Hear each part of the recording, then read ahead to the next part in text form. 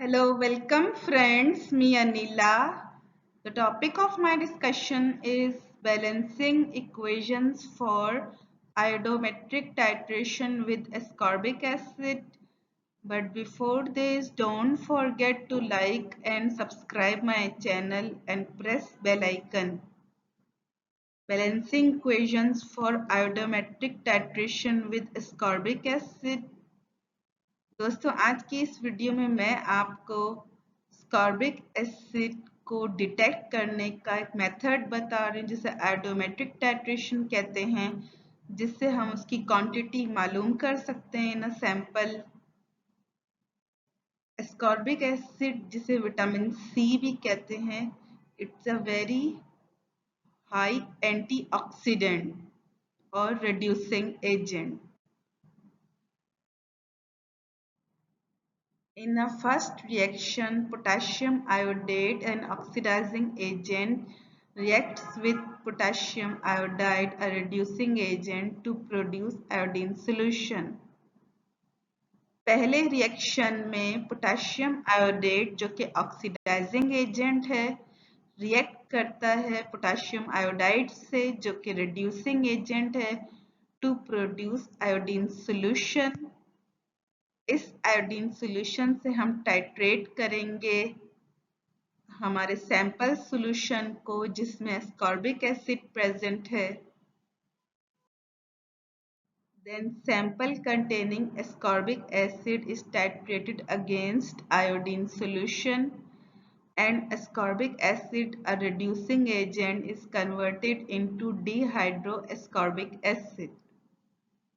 फिर सैंपल जिसमें ascorbic acid मौजूद है उसको टाइट्रेट करेंगे आयोडीन सॉल्यूशन से जो ब्यूरिट में मौजूद है।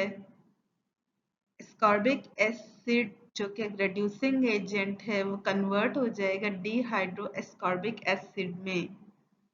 एस्कॉर्बिक एसिड के अंदर दो इथेनॉलिक ग्रुप्स होते हैं, हाइड्रोक्सिल ग्रुप्स। जब दो प्रोटॉन्स निकल जाएंगे तो वो कन्वर्ट हो जाएंगे कीटोनिक ग्रुप में, जिसे हम डिहाइड्रो एस्कॉर्बिक एसिड कहते हैं।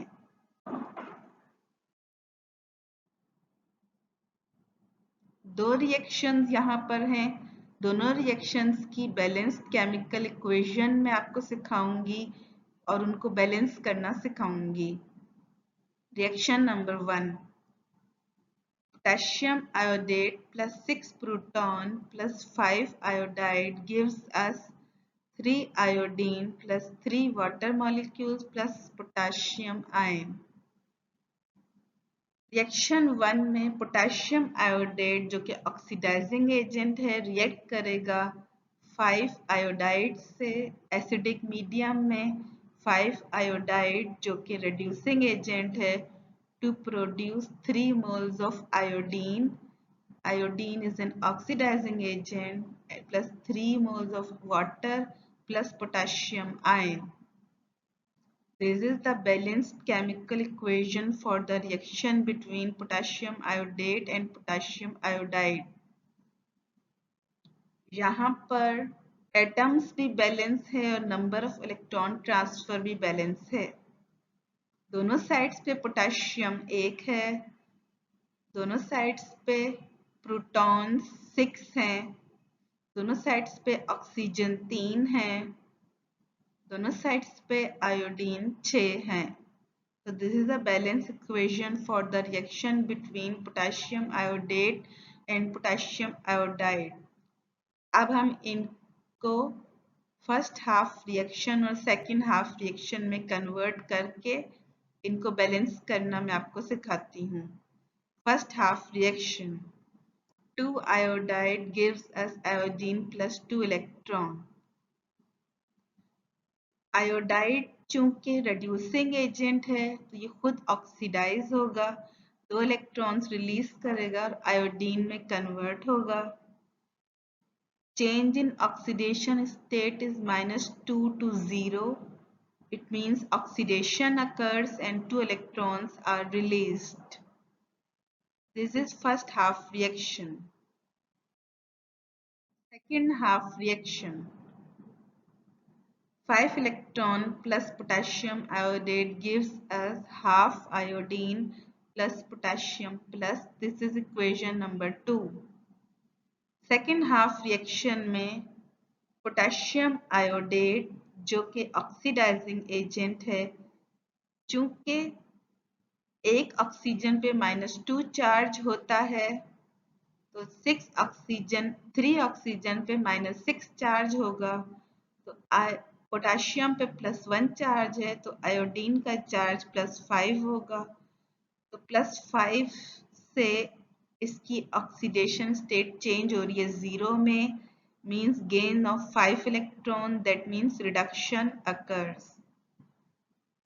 So 5 electrons are added to potassium iodate, half iodine plus potassium ion. This is equation number 2.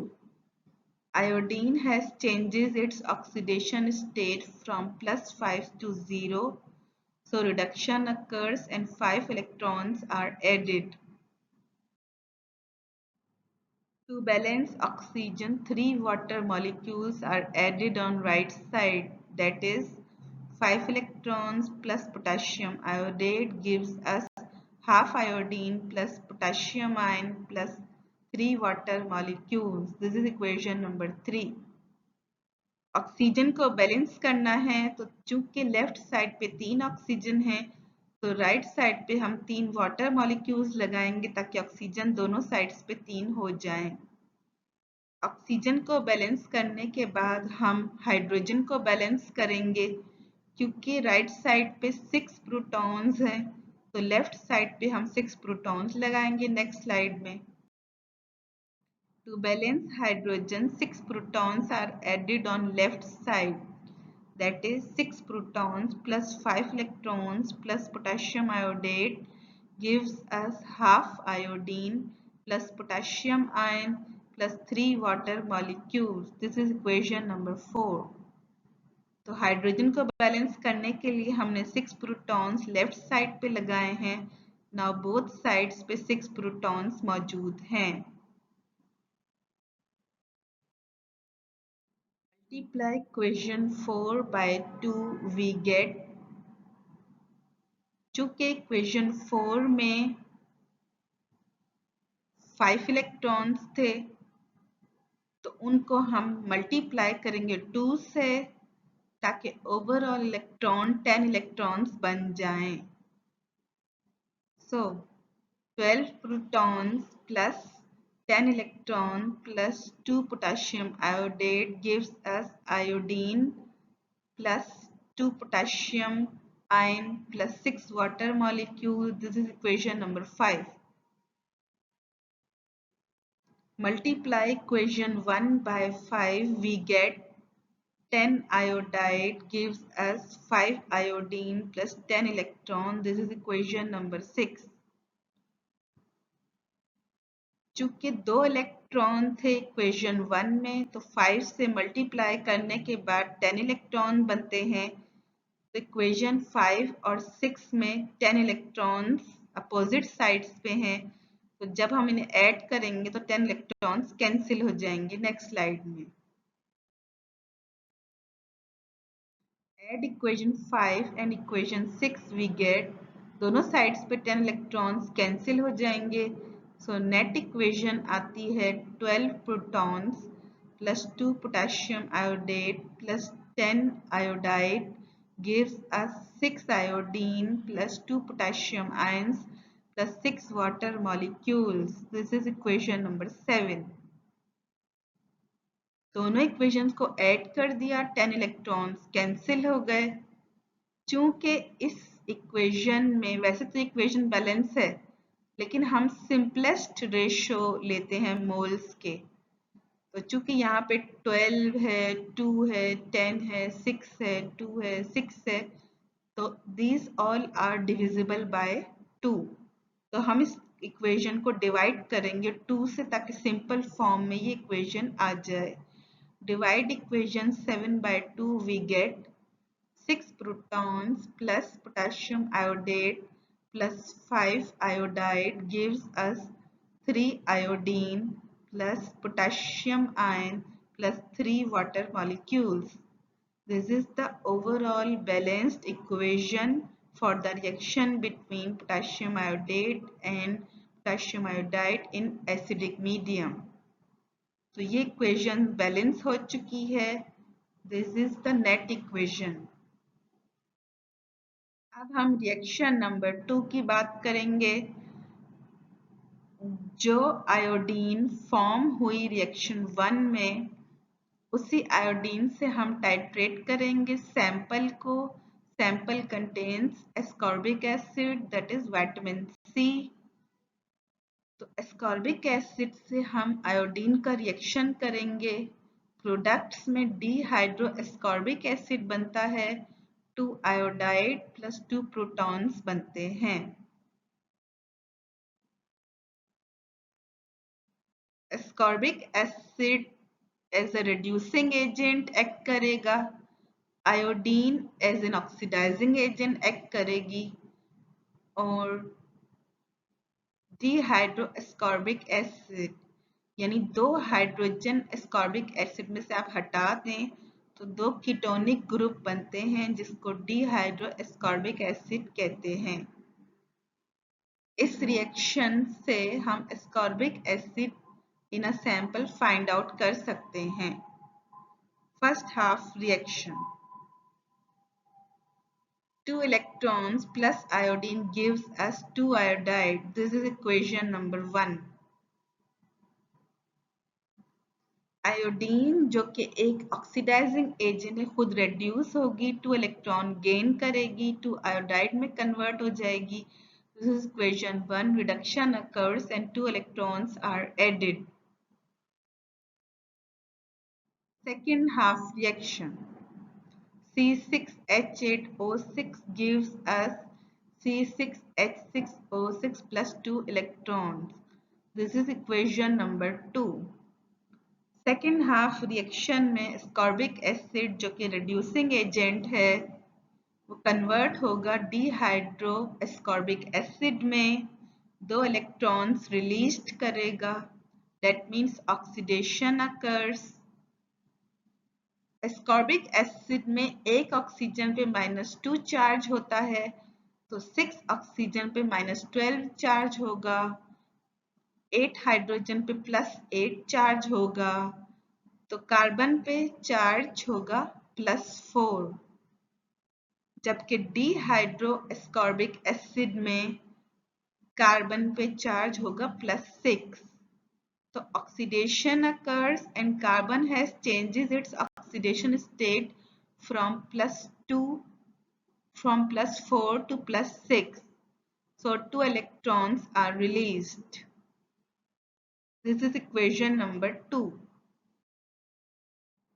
To balance hydrogen, add 2 protons on right side. We get C6H8O6 gives us C6H6O6 plus 2 electrons plus 2 protons. This is equation number 3. चूंकि right side पे 6 hydrogen हैं और left side पे 8 hydrogen हैं तो right side पे 2 hydrogen की कमी है तो हम 2 प्रोटॉन्स ऐड कर देंगे. This is equation number 3. Add equation 1 and equation 3 we get. यहाँ पर हम equation 1 और equation 3 को ऐड कर रहे हैं. दोनों equations में 2 electrons हैं. equation 3 में 2 electrons राइट साइड पे हैं. equation 1 में 2 electrons लेफ्ट साइड पे हैं. दोनों को ऐड करने से नेट इक्वेशन बनती है I2 plus C6H8O6 gives us 2 iodide plus C6H6O6 plus 2 protons. So this is the balance equation for the reaction between ascorbic acid and iodine. Ascorbic acid is a reducing agent, iodine is an oxidizing agent. Ascorbic acid is converted into dehydroascorbic acid containing 2 ketonic group. 2 protons release होंगे. Iodine is converted into 2 iodide. So this is the balance equation for the reaction between ascorbic acid and iodine. In this way, we can balance redox equations for ascorbic acid. इस तरह हम redox equations जिनमें ascorbic acid involve है उनको balance कर सकते हैं। दोस्तों, आज की इस वीडियो में आपको जो इक्वेशन समझ में नहीं आई तो आप मुझसे कमेंट्स में राब्ता कर सकते हैं। I can help you. Thanks.